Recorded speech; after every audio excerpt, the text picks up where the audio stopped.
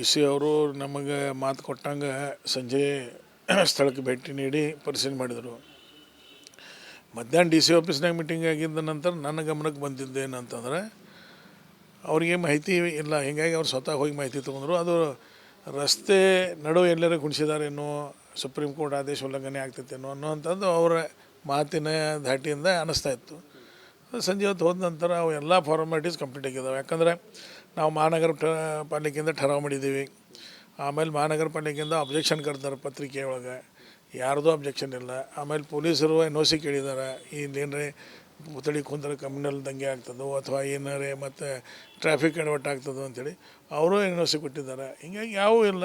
ಕೆಲವೊಂದು ಜನ 4 ಜನ ಕುಡಿಯೋದಕ್ಕೆ ವಿರೋಧ ಮಾಡ್ತಾರೆ, ಅದಕ್ಕೆ ಪುತ್ಥಳಿಯನ್ನು ಬಂದ್ ಮಾಡಿ ಮಾಡಕ್ಕೆ ಕೊಡೋದಿಲ್ಲ ಅಂಥೇಳಿ ಏನು ಪ್ರಾರಂಭ ಆಗಿತ್ತು. ನಾವಂತೂ ನಿನ್ನೆ ಮಧ್ಯಾಹ್ನ ಅವ್ರು ಹೇಳಿದ್ದೆ. ಸಂಜೆ ಹೊತ್ತು ಅವ್ರು ಸ್ಥಳ ಪರಿಶೀಲನೆ ಮಾಡಿ ನನಗೆ ಫೋನ್ ಮಾಡಿದರು. ಇಲ್ಲ, ನೀವು ಸಾಂಕೇತಿಕವಾಗಿ ಒಂದು 5 ಜನ ಹೋಗಿ ಅಲ್ಲಿ ಪೂಜೆ ಪುನಸ್ಕಾರ ಮಾಡಿರಿ, ಆಗೋದಿಲ್ಲ. ನಾವು 10,000 ಜನ ಇವತ್ತೇನು ಬರ್ತಾಯಿದ್ದಾರೆ ಅವರೆಲ್ಲರೂ ಮೆರವಣಿಗೆ ಮುಖಾಂತರ ಭಾಗ ತೊಗೊಂಡು ಮಹಾರಾಜರಿಗೆ ಅಭಿಷೇಕ ಮಾಡುವಂಥದ್ದು ಮತ್ತು ಇನ್ನೇನು ಕಾರ್ಯಕ್ರಮ ನಿರ್ಣಯ ಆಗ್ತದೆ, ಆ ಪ್ರಕಾರ ಆಗೋದು ಅಂತ ಹೇಳಿದ್ವಿ. ಆಮೇಲೆ ಅವರು ಇಲ್ಲ ನೋಡ್ರಿ ಹೀಗೆ ಅಂತ ಹೇಳಿದ್ರು. ಆದರೆ ಪೊಲೀಸ್ ಕಮಿಷನರ್ ಅವರಿಗೂ ತಮ್ಮ ಜೊತೆಗೆ ಮಾತಾಡ್ತಾರೆ. ಒಟ್ಟಾರೆಯಾಗಿ ಶಾಂತ ರೀತಿ ಅಂದರೆ ಶಾಂತತೆ ಭಂಗ ಮಾಡೋಕ್ಕೆ ನಮ್ಮ ಕಡೆಯಿಂದ ಶಾಂತತೆ ಮೇಂಟೈನ್ ಮಾಡೋಕ್ಕೆ ಎಲ್ಲ ಕ್ರಮ ನಾವು ಕೈಗೊಂಡಿದ್ದೀವಿ. ಹತ್ರವಾಗಿ 2 ಮಾತಿಲ್ಲ. ಯಾರು ಶಾಂತಿ ಭಂಗದ ಮಾಡೋದಾರ ಅವ್ರ ಮೇಲೆ ಕ್ರಮ ಕೈಗೊಳ್ರಿ. ಇಲ್ಲಿಗೆ ಒಂದು ವಾರದಿಂದ ನಾವು ಶಾಂತಿ ಕಾಪಾಡತ್ತೀವಿ ನಾನು. ಹೀಗಾಗಿ ನಾವಂತೂ ಸಂಜೆ 5 ಗಂಟೆಗೆ ಮೆರವಣಿಗೆ ಮುಖಾಂತರ ಇದನ್ನು ಪ್ರಾರಂಭ ಮಾಡ್ತಾಯಿದ್ವಿ. ಏನೋ ಅನುಗೋಳ ನಾಕಾದಿಂದ ಸುಮಾರು 2,500 ಹೆಣ್ಮಕ್ಳು ಕುಂಭದಿಂದ ಭಾಗ ತಗೋತಾ ಇದ್ದಾರೆ. ಸುಮಾರು 500ಕ್ಕಿಂತ ನನ್ನ ಲೆಕ್ಕಲೆ ಬಹುತೇಕ ಭಾರತನಾಗ ಮೊದಲನೇ ಸಲ ಡೋಲ್ ತಾಶ 500ಕ್ಕಿಂತ ಹೆಚ್ಚು ಹುಡುಗರು ಡೋಲ್ ತಾಶ ವಾದನ ಮಾಡುವಂಥದ್ದು ಇವತ್ತು ಮೊದಲನೇ ಸಲ ಈ ರೀತಿ ಕಾರ್ಯಕ್ರಮ ಅದ. ಮತ್ತು ಎಲ್ಲರೂ ಯಾರ್ಯಾರು ಹೇಳಿದ್ರು ಸಂಭಾಜಿ ಮಹಾರಾಜರ ವಂಶಜರಿಗೆ ಹೋಗಿ ಬರಬೇಡ್ರಿ ಅದು ಇದು ಅಂಥೇಳಿ, ಆದ್ರೂ ಅವ್ರು ಬರ್ತಾ ಇದ್ದಾರೆ.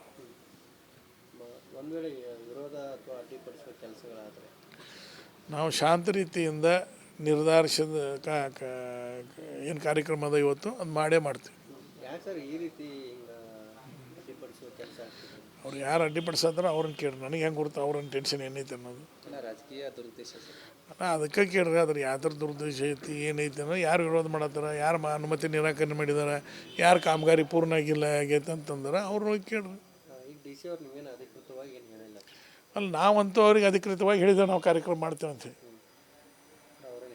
ನಾವು ಅಧಿಕೃತವಾಗಿ ಹೇಳಿದ್ವಿ.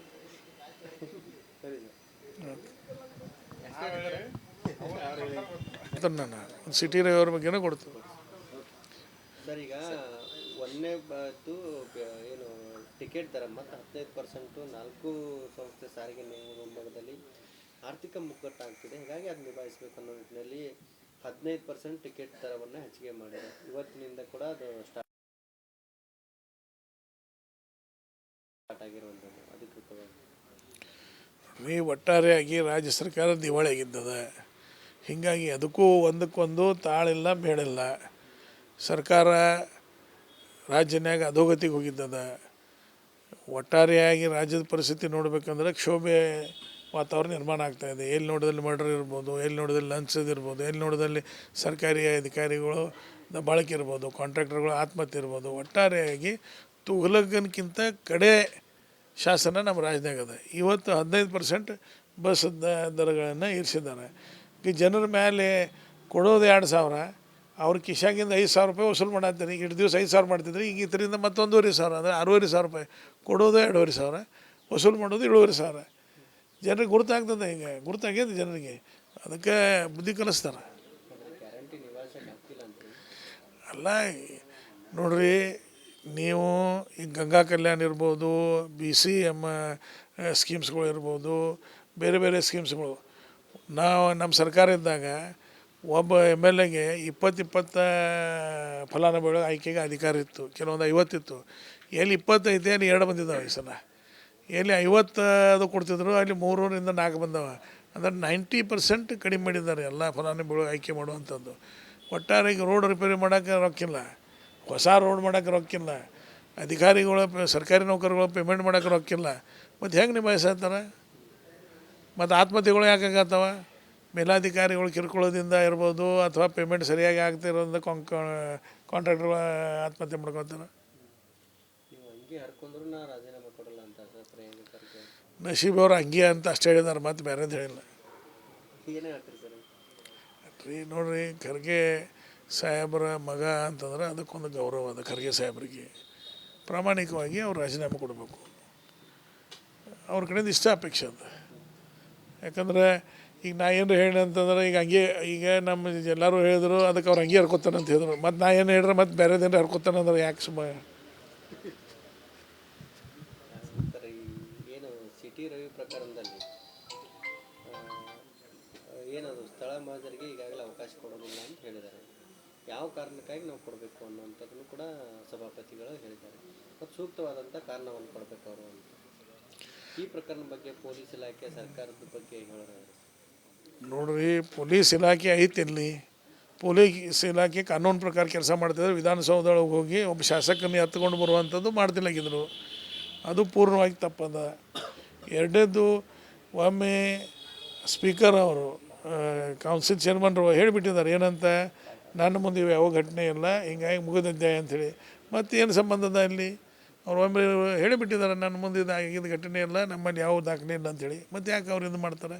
ಹೀಗಾಗಿ ಒಟ್ಟಾರೆಯಾಗಿ ಪೊಲೀಸರ ವೈಫಲ್ಯವನ್ನು ವಿಡಿಯೋ ಹೆಂಗೆ ಆಗ್ತದೆ ನಿಮಗೆ ಹೇಳ್ತಾರೆ. ನಿಮ್ಗೆ ಹೊರಗಿನೂ ಒಬ್ರದ್ದು ಮೊಬೈಲ್ ಒಳಗೆ ಹೋಗೋಕೆ ಪರ್ಮಿಷನ್ ಇಲ್ಲ. ಆಮೇಲೆ ಉಲ್ಲಂಘನೆ ಮಾಡಿ ಅವ್ರು ಮೊಬೈಲ್ ತೊಗೊಂಡು ಹೋಗಿದ್ರೆ ಮಾಧ್ಯಮಗಳ ವಿಡಿಯೋ ಸಾಕ್ಷಿ ಕೊಟ್ಟಿದ್ದಾರೆ. ಅಲ್ಲ, ಮಾಧ್ಯಮಗಳು ಯಾವ ಮಾಧ್ಯಮ ಐತಿ? ಒಂದೇ ಮಾಧ್ಯಮ ಐತಿ ಒಳಗೆ, ಹಾಂ, ಅದ್ರ ಸಾಕ್ಷಿನೇ ಇಲ್ಲ. ಮತ್ತು ಯಾವ ಮಾಧ್ಯಮಗಳು ಒಳಗೆ ಹೋಗೋಕ್ಕೆ ಸಾಧ್ಯತೆ? ಅಸೆಂಬ್ಲಿ ಒಳಗೆ ಇಂದ ರಿಲೇ ಮಾಡುವಂಥದ್ದು ಒಂದೇ ಮಾಧ್ಯಮ. ಆ ಮಾಧ್ಯಮ ಒಳಗೆ ಯಾವ ದಾಖಲೆ ಇಲ್ಲ. ಮತ್ತು ಅಧಿಕೃತವಾಗಿ ಲಕ್ಷ್ಮೀ ಹೆಬ್ಬಾಳ್ಕರ್ ಕೂಡ ವಿಡಿಯೋ ಸಾಕ್ಷಿ ಕೊಟ್ಟಿದ್ದಾರೆ, ನಿನ್ನೆ ಕೊಟ್ಟಿದ್ದಾರೆ ಅಥವಾ ಸಭಾಪತಿಗಳೇ ಹೇಳಿ. ನೋಡ್ರಿ, ಅವರು ಏನೂ ಸಾಕ್ಷಿ ಕೊಡಲಿ, ಸಾಕ್ಷಿ ಯಾರ ಪರಿಗಣನೆ ಆಗ್ತದೆ? ಆ ಸ್ಥಾನದ ನೇತೃತ್ವ ವಹಿಸಿದಂಥ ಸಭಾಪತಿಗಳದು. ಸಭಾಪತಿಗಳನ್ನ ನಿರ್ಣಯ ಅಂತಿಮ ನಿರ್ಣಯ. ಸಭಾಪತಿ ಈ ರೀತಿ ಯಾವುದೇ ಶಬ್ದಗಳ ಪ್ರಯೋಗಗಳ ಬಗ್ಗೆ ಅಥವಾ ನನಗೆ ಇದಕ್ಕೆ ಯಾವ ನಮ್ಮ ಕಡೆ ದಾಖಲೆ ಇಲ್ಲ ಅಂತ ಹೇಳಿದಾರೆ. ಯಾವಾಗ ಅವರ ದಾಖಲೆ ಇಲ್ಲ ಅಂತ ಹೇಳಿದಾರೆ ಅಂದಬೇಕು, ಉಳ್ಕಿದ ದಾಖಲೆಗಳನ್ನ ಸ್ಪಷ್ಟ ಇರ್ಬೋದು. ಸಂಧಾನಕ್ಕೆ ಪ್ರಯತ್ನ ಮಾಡ್ತಿದ್ದೀನಿ, ಆದರೆ ಆಗೋ ಸ್ಥಿತಿಯಲ್ಲಿ ಇಲ್ಲ ಅನ್ನುವಂಥ ವಚನ. ಅದ್ರ ಬಗ್ಗೆ ನನಗೇನು ಗೊತ್ತಿಲ್ಲ. ಆದರೆ ಒಟ್ಟಾರೆಯಾಗಿ ಕಾರ್ಯಕರ್ತರ ಅಭಿಪ್ರಾಯವನ್ನು ನಾನು ತಮ್ಮ ಮುಖಾಂತರ ಹೇಳೋದೇನಂತಂದರೆ, ನಮ್ಮ ರಾಜ್ಯದ ನೇತೃತ್ವಕ್ಕೆ ಕಾರ್ಯಕರ್ತರು ಇದನ್ನು ಇನ್ನೂ ಗಂಭೀರವಾಗಿ ತೊಗೋಬೇಕು. ಅಷ್ಟು ಗಂಭೀರವಾಗಿ ಸಿಟಿ ರವಿ ಅವರ ಪ್ರಕರಣವನ್ನು ತೊಗೊಂಡಿಲ್ಲ ಅಂಥೇಳಿ ಅನ್ನಿಸ್ತಾ ಇದೆ ಅಂತೇಳಿ ಕಾರ್ಯಕರ್ತರು ನನಗೆ ಗಮನಕ್ಕೆ ತರ್ತಾ ಇದ್ದಾರೆ. ನಾನು ವರಿಷ್ಠರ ಗಮನಕ್ಕೆ ತಂದಿದ್ದೇನೆ.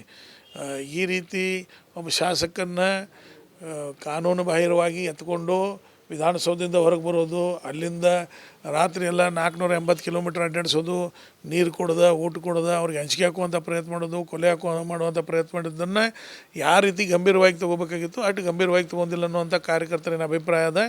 ಅದನ್ನು ಪರಿಗಣಿಸಬೇಕು ಮತ್ತು ಇನ್ನೂ ಗಂಭೀರವಾಗಿ ರಾಜನೇತೃತ್ವ ಇದರ ಬಗ್ಗೆ ಗಂಭೀರವಾಗಿ ತಮ್ಮ ಕಾರ್ಯವನ್ನು ಮಾಡಬೇಕಂತೇಳಿ ವಿನಂತಿಯನ್ನು ಮಾಡ್ತೇನೆ. ಬಿಜೆಪಿ ಸಲಹೆ ಕೊಡ್ತಿದ್ದಾರೆ ಸರ್. ಸದ್ಯ ಕಾರ್ಯಕರ್ತರ ಅಭಿಪ್ರಾಯನ ತಿಳಿಸಿದ್ದನ್ನು ನಾನು ಅದನ್ನು ತಮ್ಮ ಗಮನಕ್ಕೆ ತಂದಿದ್ದೀನಿ.